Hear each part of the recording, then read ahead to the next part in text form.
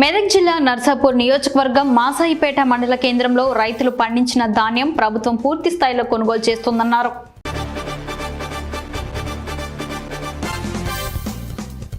శివంపేట మండల కేంద్రంలోని పెట్రోల్ బంక్లో కొలతల్లో తేడా వస్తుందంటూ వినియోగదారులు ఆందోళన వ్యక్తం చేశారు. మండల కేంద్రంలోని ఓ పెట్రోల్ బంక్లో పెట్రోల్ పోయించుకున్న వినియోగదారులకు లీటర్ పెట్రోల్ 60 ml తక్కువగా వస్తుందని ఆందోళనకు దిగారు.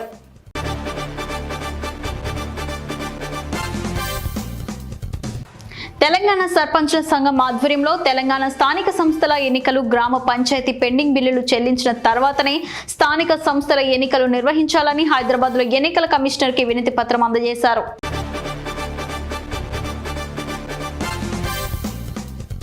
సూర్యాపేట మండలంలో మహాత్మా గాంధీ గ్రామీణ ఉపాధి హామీ పనులు ముమ్మరంగా కొనసాగుతున్నాయి.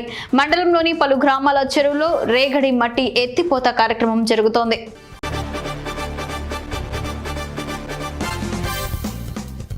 నీలోజుపల్లి కొదురుపాకలోని దశాబ్ది సంపద వనాలను జిల్లా అదనపు కలెక్టర్ కీమ్య నాయక్ పరిశీలించారు. అధికారులతో మాట్లాడి సంపద వనాల మొక్కల వివరాలను అడిగి తెలుసుకున్నారు.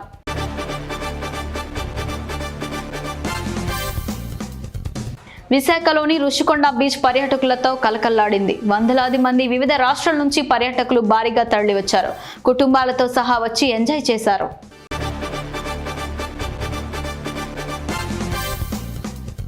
విద్య ద్వారానే దళితులలో మార్పు చేకూరుతోందని హైదరాబాద్లో దళితుల విద్యాభివృద్ధి కోసం అనేక పాఠశాలలో ఏర్పాటు చేసిన విద్యా ప్రదాత భాగ్యరెడ్డి వర్మ అని ప్రజా వాగ్గేయకారుడు రాజారాం ప్రకాష్ అన్నారు.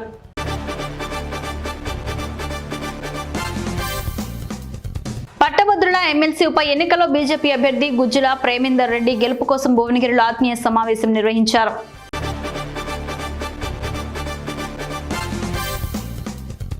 హన్మకొండ జిల్లా ధర్మసాగర్ మండల సోషల్ మీడియా ఇన్ఛార్జ్ గా గుర్రపు ప్రవీణ్ ను నియమించినట్లు స్టేషన్ గణాపూర్ మాజీ ఎమ్మెల్యే తాటికొండ రాజయ్య సమావేశంలో వెల్లడించారు.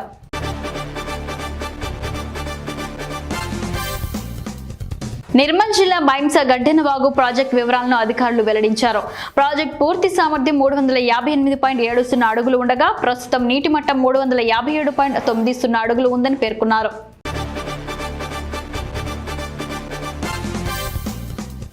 రాష్ట్ర ప్రభుత్వం సన్న వడ్లకే 500 రూపాయల బోనస్ ఇస్తామనడాన్ని వ్యతిరేకిస్తూ భీమవరం మండల కేంద్రంలో బీజేపీ ఆధ్వర్యంలో నిరసన వ్యక్తం చేశారు.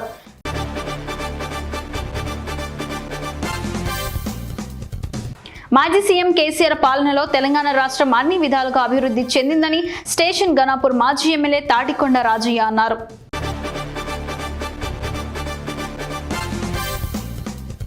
నాటుసారా విక్రయిస్తున్న వ్యక్తిని అరెస్ట్ చేసినట్లు నిమ్మనపల్లె ఎస్ఐ లోకేష్ రెడ్డి తెలిపారు.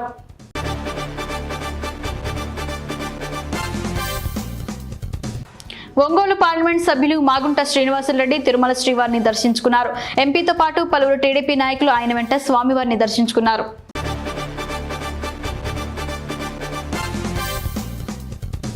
రక్తహీనతపై శ్రద్ధ వహించాలని పార్వతీపురం మన్యం జిల్లా కలెక్టర్ నిశాంత్ కుమార్ అధికారులను ఆదేశించారు. కలెక్టర్ కార్యాలయ వీడియో కాన్ఫరెన్స్ హాల్ నుండి వైద్యాధికారులతో సమీక్ష సమావేశం నిర్వహించారు.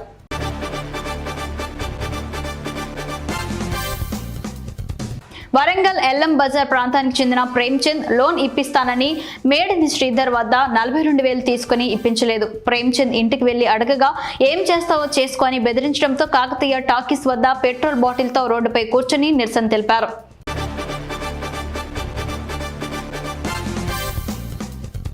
రాజన్న సిరిసిల్ల జిల్లా వేములవాడ పట్టణంలోని అమరవీరుల స్తూపం వద్ద వచ్చే నెల 3వ తేదీన కామ్రేడ్ సామల మల్లేశం ఏఐటియుసి సంతాప సభ సిరిసిల్ల బీవై నగర్ లో జరుగుతోంది.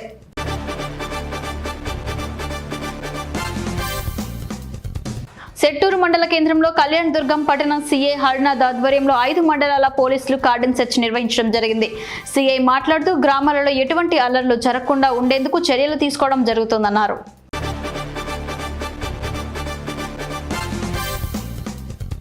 ఎమ్మెల్సీ ఉప ఎన్నికల్లో బీఆర్ఎస్ అభ్యర్థి రాకేష్ రెడ్డి గెలుపు కోసం ప్రతి ఒక్క కార్యకర్త కృషి చేయాలని స్టేషన్ గణాపూర్ మాజీ ఎమ్మెల్యే తాడికొండ రాజయ్య అన్నారు.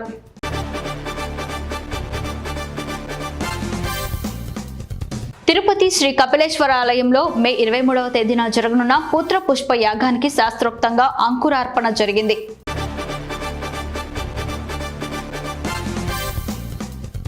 కోదాడ పట్టణానికి చెందిన సూక్ష్మ కళాకారుడు వేగలం నరేష్ చారి అంతర్జాతీయ టీ దినోత్సవం సందర్భంగా అంగుళం శుద్ధ ముక్కపై టీ గ్లాస్ చెక్కి సూక్ష్మ కళలో తనకు ఉన్న ప్రతిభను చాటుకున్నారు.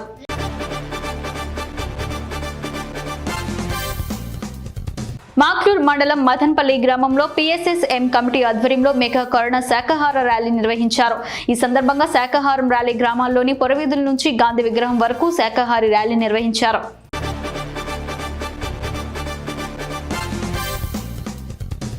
మెదక్ జిల్లా నర్సాపూర్ నియోజకవర్గం వెల్దుర్తి మండలం కుకునూరు గ్రామంలో గత 10 రోజులుగా నిర్వహిస్తున్న క్రికెట్ టోర్నమెంట్ పూర్తి అవడంతో విజేతలను బహుమతులను ప్రదానం చేశారు.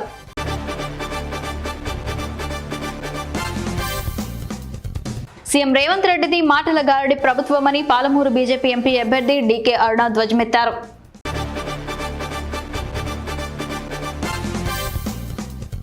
బీఆర్ఎస్ ఎమ్మెల్యే మల్లారెడ్డిపై మరోసారి భూ బాధితులు సంచలన ఆరోపణలు చేశారు.